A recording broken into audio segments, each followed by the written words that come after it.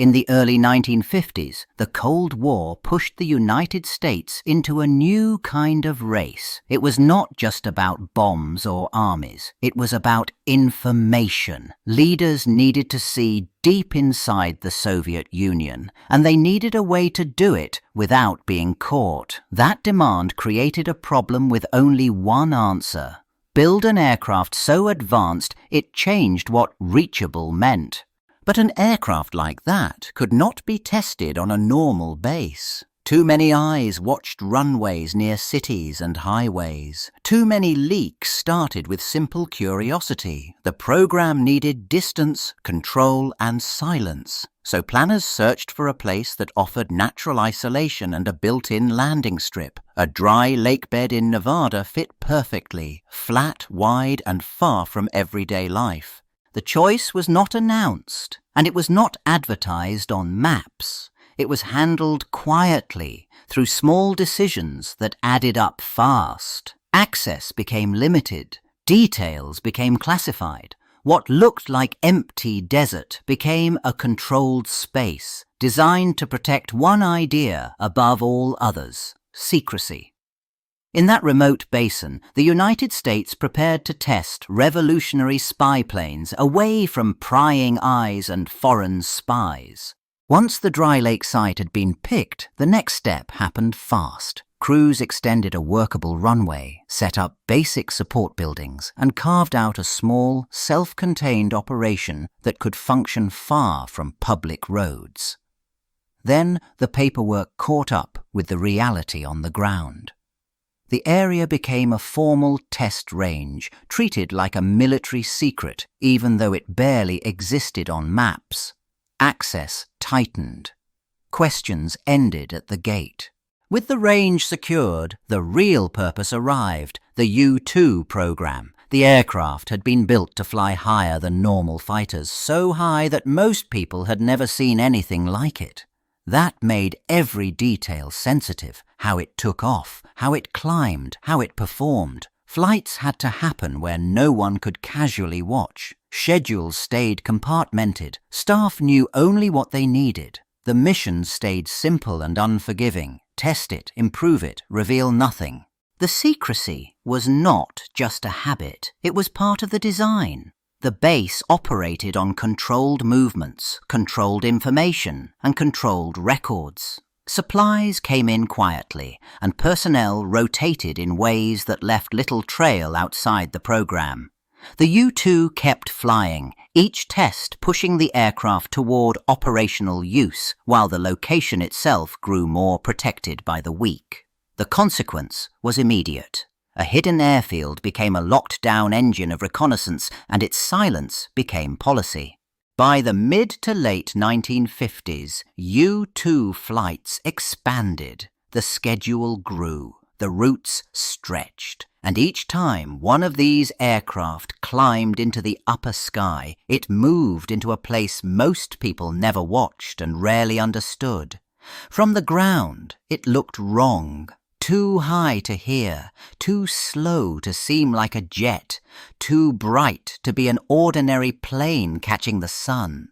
Reports started coming in from pilots, ranchers, and drivers crossing open country. They described a tiny silvery shape that hung above the usual traffic lanes, and lights that appeared, shifted, then vanished.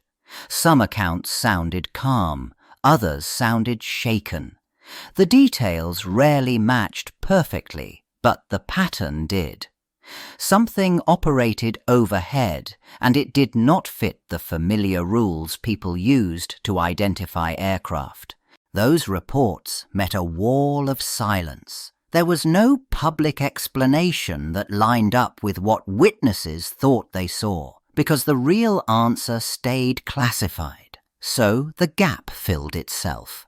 Newspapers mentioned strange objects. Conversations spread through towns and airfields. The desert gained a new reputation, not from what anyone could prove, but from what enough people believed they had witnessed at the edge of the known sky. In May 1960, the U-2's advantage ended in an instant. A US spy plane went down over the Soviet Union, and the pilot, Francis Gary Powers, survived. The Soviets produced proof, and the United States could not deny what had happened. Overnight, high-altitude spying looked riskier, and the political cost looked higher. The question shifted fast. If the U-2 could be hit, what could fly beyond reach? The answer demanded a new kind of aircraft, faster, higher, and harder to catch. That meant new engines, new shapes, and new limits pushed on every flight. And it meant one place mattered more than ever: Area 51. It already held the runways, the isolation, and the habit of secrecy. Now it became the center of a race against Soviet air defenses, where every test either widened the gap or proved the gap was closing. After the shoot-down, the work at the range moved with urgency. Designers chased speed that could outrun missiles and altitude that could shrink the time over hostile territory. Each improvement carried consequences: more heat, more strain, more chance of failure. But standing still carried its own danger: blindness. Area 51's role shifted from supporting one successful spy plane to driving the next leap before the other side adapted again. In the early 1960s, a new program quietly took over the schedule at the range: the A-12 Oxcart. It was built for one job: outrun threats by flying faster and higher than anything before it. That demand forced the base to change again. New procedures controlled who entered, when they moved, and what they carried. Fewer people knew the full picture. More people handled only small pieces. Oxcart pushed materials that regular aircraft production rarely touched. Heat at extreme speed meant ordinary metal and paint were not enough, so engineers relied on exotic alloys and specialized coatings, each one difficult to store, shape, and hide. Every shipment became sensitive. Every scrap mattered. The security system adapted to the technology. Tighter inventories, stricter clearances, more compartment walls inside the same base. Secrecy stopped being a policy and became a daily workflow. Once the A-12 started flying, the old explanations for strange sightings broke down. These flights did not look like familiar jets, and they did not behave like them either. They climbed differently, crossed the sky faster, and sometimes caught the sun in ways that seemed unreal from the ground. Observers reported sharp angles, sudden glints, and speeds that sounded impossible. The mystery deepened, not because something supernatural happened, but because the aircraft finally outran common sense. In the 1970s, the mission at the range shifted again. Speed and altitude were no longer the only answers. Detection itself became the problem. Engineers worked from a new idea: if radar could not see an aircraft clearly, defenses reacted too late. Shapes changed. Edges became deliberate. Special coatings mattered as much as engines. What began on paper and in calculations now demanded proof in the air. Test flights followed, and they stayed buried under layers of classification.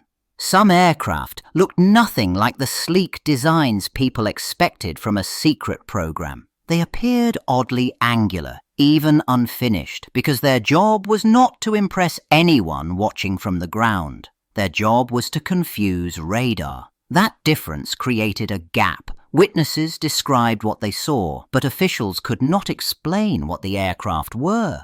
Then came the harder part to understand: the reports that involved what people did not see. Pilots and controllers outside the program noticed strange patterns, objects that seemed present one moment, then vanished from tracking. Around the base, rumors spread that something flew that radar could not hold on to. Each unexplained blip, each silent pass, pushed the mystery further. The desert kept its new secret by leaving no clear signature behind. By 1989, the secrecy around the Nevada test range already looked suspicious to outsiders. Then, a man named Bob Lazar stepped forward and said he had worked at a place he called S4 near the base on a program that involved alien technology. He did not sound like a distant rumor. He sounded like someone who claimed first-hand access. That difference changed everything. Lazar's story spread fast through television and late-night radio, repeated and argued over in living rooms, bars and phone lines. Parts of his background seemed to support him, and parts fell apart under scrutiny, which only fed the debate. The government offered no clear public explanation, and the base stayed closed and silent. In that vacuum, his claims gained power. From that point on, Area 51 stopped being just a secret test site in the public mind. It became a symbol, a name people used as shorthand for crashed saucers, hidden hangars, and a cover-up that never ended. Every odd light in the desert now pointed to the same place. The allegations did not prove anything on their own, but they permanently rewired the myth. In the 1990s, a different kind of story took hold. It had nothing to do with strange lights or alien rumors. It centered on what happened after the work was done. Workers and nearby families pointed to burn pits and disposal areas, and they linked them to sudden illness. Lawsuits followed, and they forced a question that secrecy could not easily dodge. What exactly had been burned and buried out there?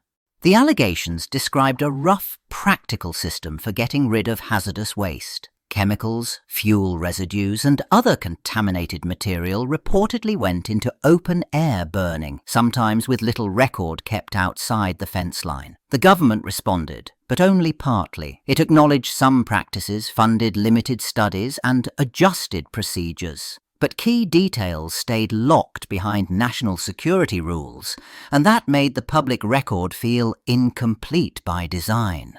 That created a new controversy that did not need UFOs to feel unsettling. People asked for medical proof, environmental testing and clear accountability, and they ran into missing paperwork and restricted access. Some claims advanced in court, others stalled, and the official explanations left gaps that outsiders could not close. By the end of the decade, Area 51 carried another shadow. Not just what flew there, but what may have been dumped there. In 2013, a turning point arrived, not with a new sighting in the sky, but with paperwork.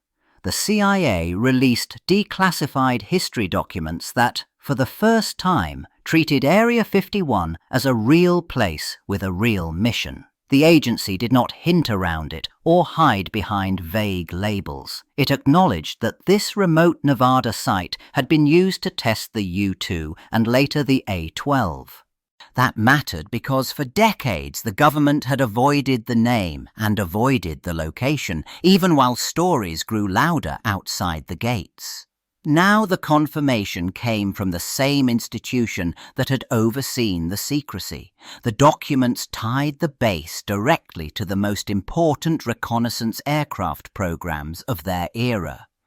Suddenly, a long-running argument shifted. It was no longer about whether the base existed. It was about what else had been tested there.